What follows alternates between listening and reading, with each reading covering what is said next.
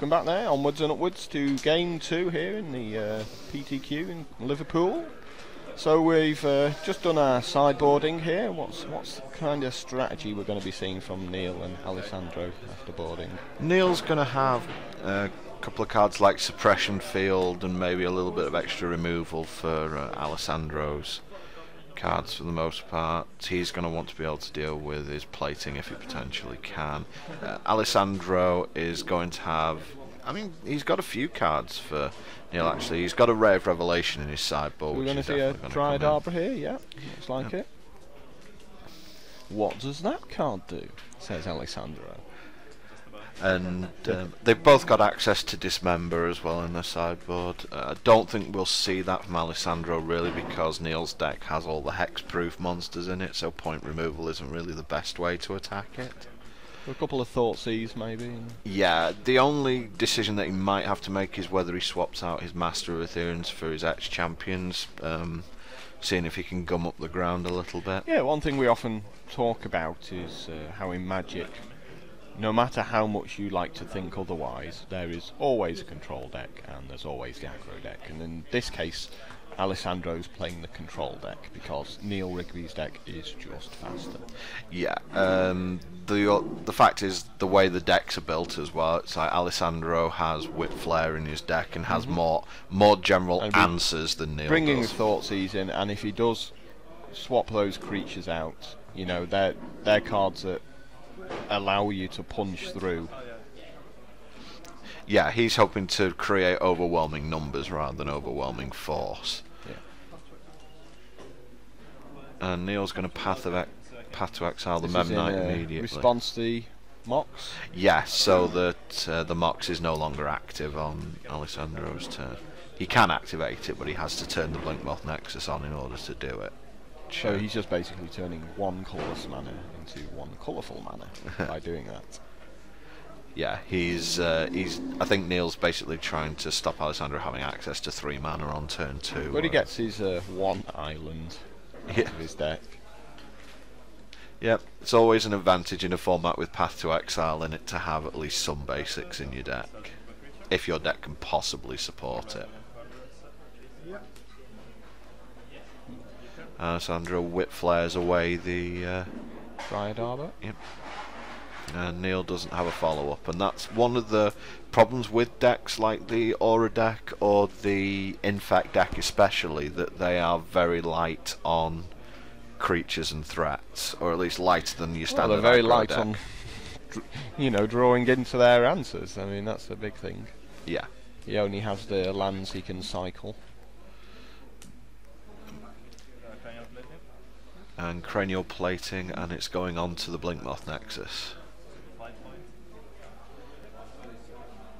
And Neil has another Path to Exile, so the Blinkmoth Nexus goes away. Doesn't bother checking for a second island? No, knows his deck list. I think that might have been a Glade Cover Scout for Neil there. No, it's a Slippery Bogle, but same creature. What does that card do, says Alessandro. There was a lot of that in this tour. What do these cards do? What do these bad draft commons do? It's actually a really important point, you know, when you turn up to a modern format to actually learn the cards. And to learn, not so much learn the cards as learn the decks. I mean, if you learn the decks, you'll automatically learn the cards that's in them. Yeah, I mean, this Aura's deck had been around for quite a while before this tournament on Magic Online, so if you paid attention to Magic Online, you would know of this deck. I mean, we often say, you know, the UK scene's about 3 weeks behind the rest of the world, and that's because generally they all ignore Magic Online. Yeah. Certainly, for many a year, even off Magic Online, to buy sort of boosters from the UK cost you more than the rest of the world because you paid VAT. Yep, indeed. And that's Daybreak Coronet from Neil. And I believe Alessandro's saying something along the lines of, really? It does all that?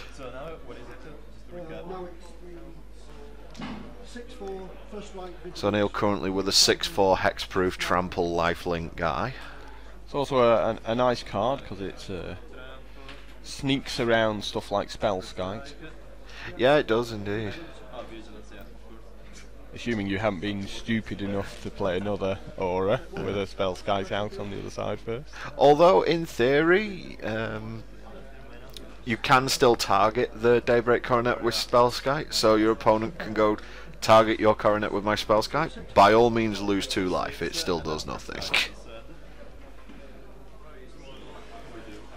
Suppression Field from Neil there, so now it's going to cost Alessandro 2 mana to activate any of his abilities on his artifacts, which is a little bit annoying for him, to say the least. Makes Arcbound Ravager a lot less of a threat. Of course, if he was just playing Affinity, he wouldn't care so much, but the Robots version has a lot more activated abilities on all the cards. Yeah, I mean, you're relying so much on cards like Cranial Plating and Arcbound Ravager, and the ability to move Cranial Plating at instant speed is such a big deal as well. When you were playing the Mares and the Frogmites and stuff like that, they were just all vanilla monsters. Yeah, when you were just dumping 14 power out on turn 2 or 3 and just saying to your opponent, you have a turn 3 Wrath of God, because if you don't, things are going to go very badly for you. We've seen some Ravager action there on the left. Yep, there's not a shiny card right in front of there. That's Signal Pest. Yeah, the glare's been pretty bad on certain tables, unfortunately. Most of it's just the angle that the camera's at, to tell you the truth. But I think that Neil's in a situation here, he's just sitting with his guy back there going, by all means attack, but it's going to cost you very badly.